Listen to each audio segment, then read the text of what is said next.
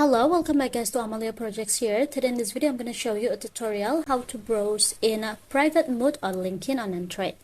But before it, I hope you guys click subscribe and the bell button to support the channel. And yeah, now without any further ado, let's get started to the video. Well guys, firstly, of course, you just have to open your LinkedIn application and now just tap on this profile icon at the top left in the corner of your screen. And after, go ahead to the settings. Now in the settings, you just have to go to this visibility options.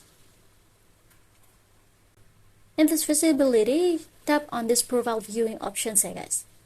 And if you wanna browse in private mode, you just have to change this profile viewing to the private mode at the third option like this.